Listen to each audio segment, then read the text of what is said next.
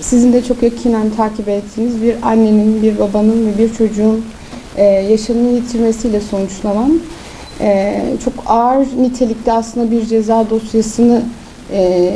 dosyası olarak nitelendirdiğimiz dosyayı konuşmak için mağdur vekilleri olarak aynı zamanda Mardin Barosu, ÖHD Mardin Şubesi ve mağdur tarafın ailesi olarak bulunuyoruz.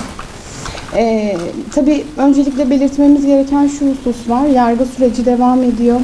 Dosya soruşturma aşamasında ve gizlilik kararı devam ediyor. Dolayısıyla yapacağımız basın toplantısı gizlilik kararını ihlal etmeyecek, gizlilik kararına helal getirmeyecek düzeyde olacak ama şunu da söylemekte fayda görüyoruz.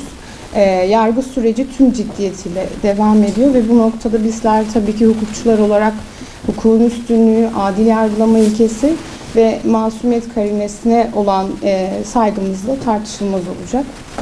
Şimdi olayın esasına baktığımız zaman tabii olayda birden fazla irdeleyeceğimiz hususun olduğunu görüyoruz. Toplumda yarattığı vehamet de bize bunu gösteriyor. Bir anne, bir baba ve kendisini henüz koruyacak düzeyde olmayan 5 yaşındaki bir çocuğun ölümüyle sonuçlanan ve dahi aslında insanların, bizlerin kendini en savunmasız ve en güvende hissettiği yerde gerçekleşen bir öldürme vakası, tartışacağımız ve konuşacağımız vaka bu. Bunun aslında bu tarz öldürme olaylarının bireysel mağdurlar değil, toplumda yarattığı vehameti de düşünecek olursak toplumun yapısının tamamına yönelen, bunu hedef alan bir olgu, bir olay olduğunu bize gösteriyor. Dediğimiz gibi birçok hususta bunu değerlendirmek gerekiyor. Ben öncelikli olarak bireysel silahlanmanın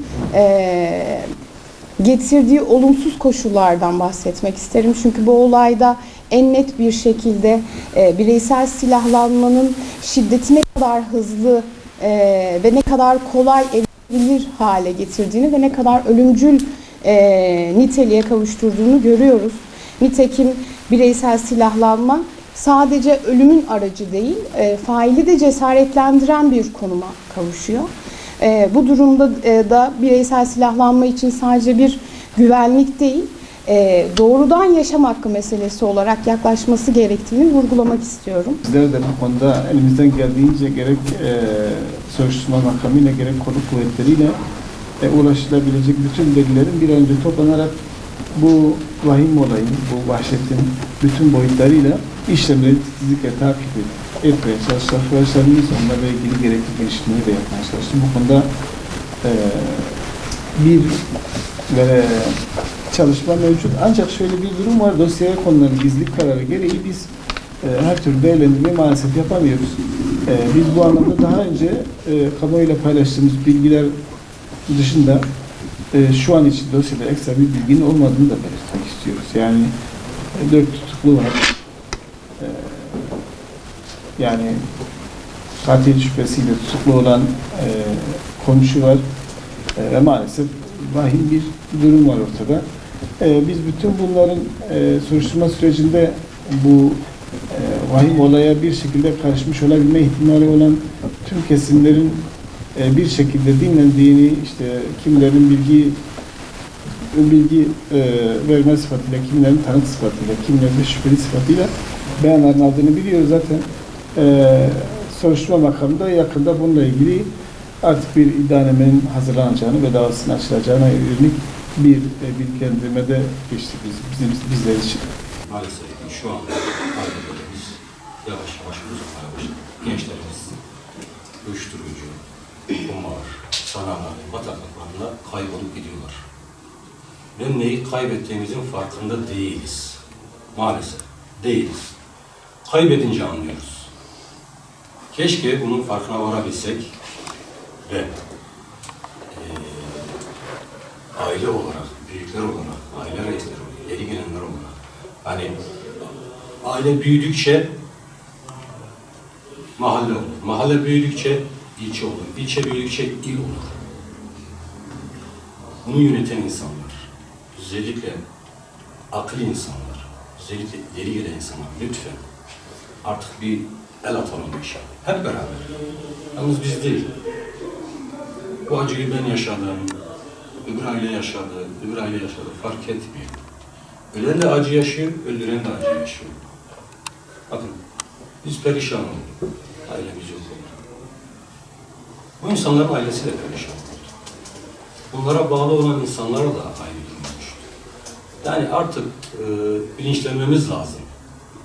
Artık kurumlar olur, artık aileler olur, artık STK'lar olur, kim olursa olsun, dernekler olur, kim olursa olsun buna bir çözüm bulmamız lazım.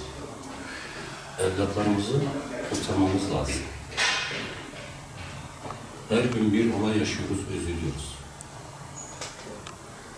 Her gün bir vahşet görüyoruz, üzülüyoruz. Yani yaşamamız gerekmiyor, başımıza gelmesi gerekmiyor. Empati kurmamız lazım. Birbirimizi anlamamız lazım. Soruşturma dosyasının içeriğine erişimimiz mevcut aşamada tam manasıyla bulunmamaktadır. Dosya incelenmeden yapılacak açıklamaların yanlış, eksik ya da yanıltıcı olma riski taşıdığı açıktır. Bu noktada özellikle belirtmek isteriz ki gizlilik kararı kamuoyundan bilgi saklamaya yönelik bir irade değil, maddi gerçeğin sağlıklı biçimde ortaya çıkarılması ve adaletin zarar görmemesi için alınmış yerinde hukuki bir tedbirdir.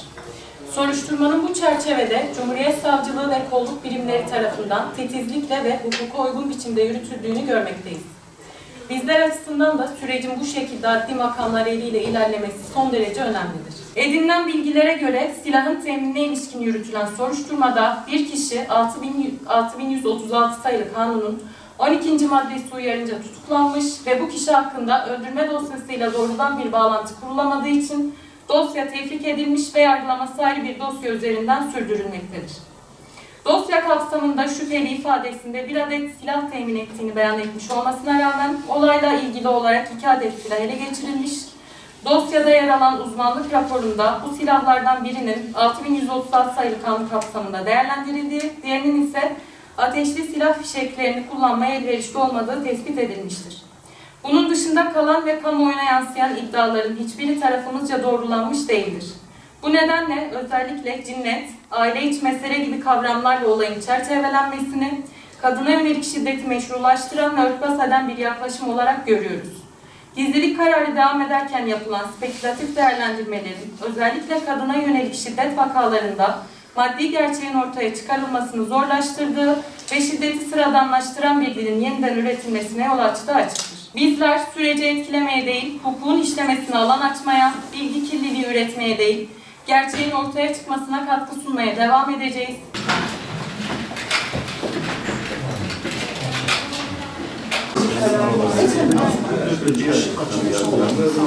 Açılmış.